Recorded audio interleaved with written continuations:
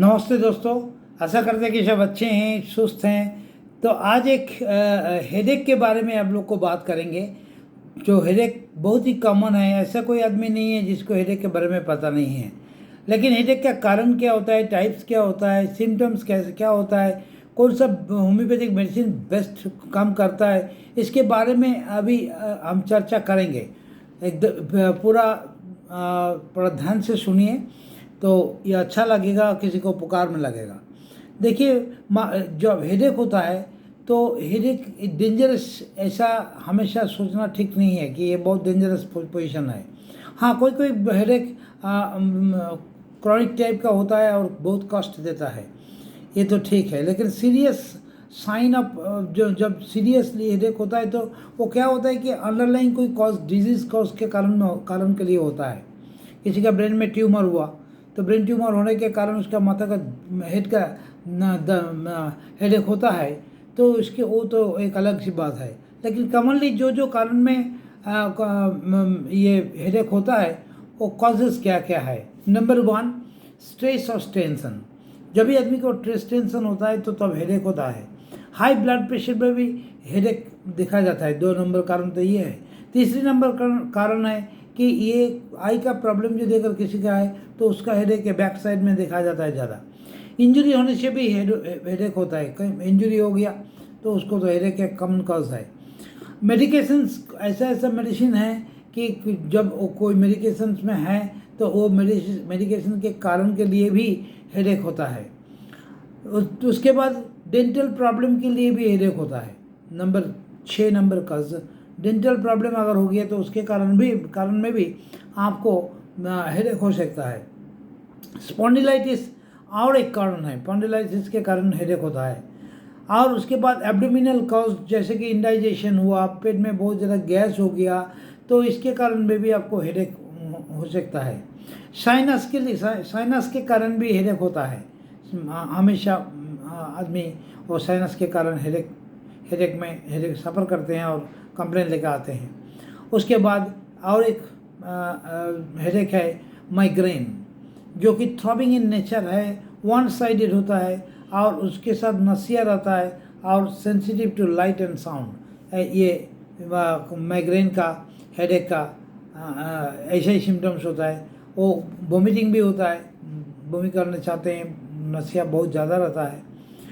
Actually types of headache जो है ना, टाइप्स ऑफ हेडेक में अगर हम लोग देखें तो टेंशन हेडेक होता है, हेमिक्रेनिया एक हेडेक होता है, माइग्रेन के लिए हेडेक होता है, और क्लस्टर हेडेक होता है। क्लस्टर हेडेक मतलब कुछ दिन के बाद होता है, फिर अच्छा रहता है, फिर होता है, फिर अच्छा रहते हैं, तो ऐसा है क्लस्टर हेडेक। और एक तो हेडेक होता है, वो बहुत रेयर होता है लेकिन फिर भी होता है, वो हिप्निक हेडेक है। और हिप्निक हेडेक क्या है कि ड्यूरिंग स्लीप में होता है। उसको अलार्म क्लॉक हेडेक भी बोलते हैं, क्योंकि एकदम सोने के बाद नींद में एकदम राइट टाइम, एक ही टाइम पर उसका हेडेक शुरू हो जाता है। देखिए, हेडेक का सिम्टम्स तो जानते ही हैं, फिर भी हम बोलते हैं यहाँ पे। हेडेक का तो माथा तो दर्द होता ही है, उसके बाद नसिया होता है, कभी कभी वॉमिटिंग होता है, आँखों से पानी आ जाता है, पसीना हो सकता है, टायर्ड फीलिंग होता है, और कोई कभी कभी ऐसा भी होता है कि किसी भी चीज़ को आँख में दो डबल विजन होता है, और ये गाढ़ में भी दर्द होता है, कंधा में भी दर्द होता है।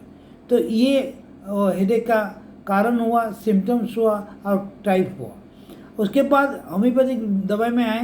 होम्योपैथिक मेडिसिन बहुत सारे हैं, लेकिन इसको ये जो कारण हम कॉज हम लोग खोजते हैं, ये कौन सा कारण के लिए उनका हेडेक होता है, ये बहुत ही इंडिविजुअलिस्टिक ट्रीटमेंट होता है।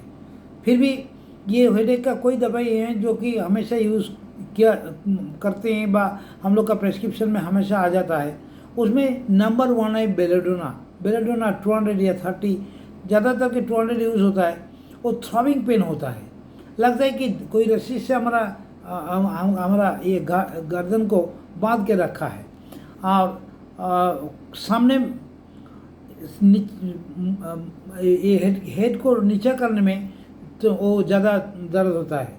मतलब बेंडिंग बैकवर्ड करने से कमती होगा, लेकिन बेंडिंग फॉरवर्ड करने से बेलेडोना का दर्द ज़्यादा हो जाता है और लाइट सेंसिटिविटी रहता है।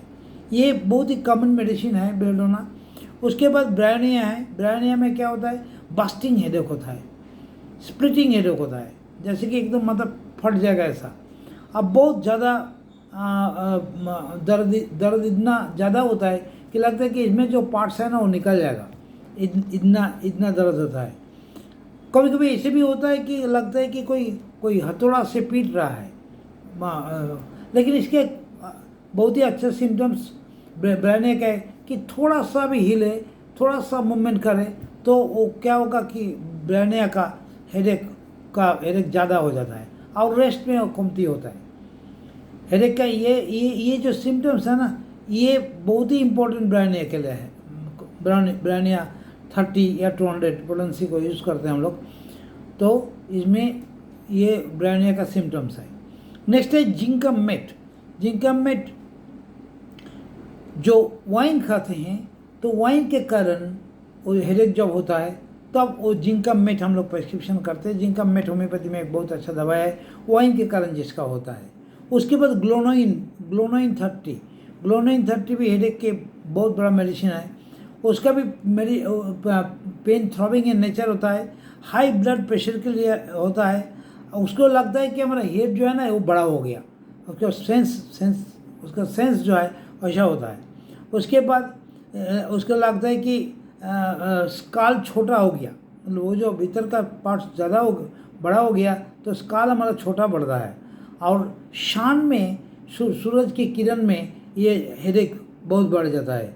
और 6 AM to noon ये बहुत ज़्यादा बढ़ते रहता है, सन हेडेक बोलते हैं। और ये उसके बाद मैंने 2-3 बजे के बाद में शाम तक धीरे धीरे हेडेक कमती हो जाता है। तो ये ग्लोनाइन हो गया। उसके बाद सैंगुइनरी कैनाडेंसिस एक बहुत ही अच्छा इंपॉर्टेंट मेडिसिन है। सैंगुइनरी कैनाडेंसिस हेड का राइट साइड में होता है ज़्यादा। ये भी सन हेडेक है। सूरज के किरण जितना बढ़ेगा हेडेक भी उतना बढ़ेगा, कम जितना घटेगा वो हेडेक भी कमती होगा। और ये पीछे से शुरू होता है और ये सेंकन का, और ये होके ये सीधा यहाँ पे आता है दाहिना तरफ, दाहिना आँख के ऊपर में वो सेटल हो जाता है। अब बहुत दर्द होता है। और क्लाइमेक्टेरिक हेडेक ये सेंकन क्लाइमेक्टेरिक हेडेक में ज़्यादा देखा था। क्लाइमेक्टेरिक हेडेक का मतलब क्या है, ये थोड़ा सा ये जो वेदर का चेंज हुआ तो थोड़ा सा चेंज होने से ही उसको अटैक हो जाता है हेडेक का। और इसके बाद इग्नेशिया 200 भी एक दवाई है। इग्नेशिया 200 बहुत ही अच्छा दवाई है क्योंकि वो भी हेड को नीचा करने से ही हेडेक शुरू होगा। लेकिन स्मोकिंग या स्मेलिंग ऑफ टोबैको, स्मोकिंग के कारण या स्मेलिंग ऑफ टोबैको के कारण वो हेडेक शुरू हो जाता है। और लगता है कि कोई एक नेल जो है या नीडल कुछ बोले तो वो निकल रहा है, लगता है कि माथा से उसको निकल रहा है, जिसका बहुत ग्रिप में आते हैं, जो इमोशनल डिस्टर्बेंस होते हैं, तो उसमें उसको ये इग्नेशिया जो है, इग्नेशिया मेडिसिन बहुत ही अच्छा है।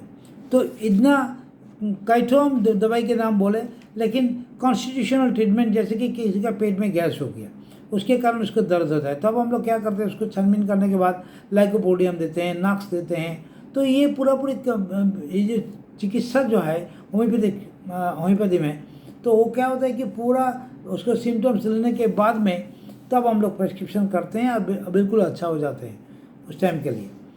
आइए अब डाइटरी सप्लीमेंट की बात करें।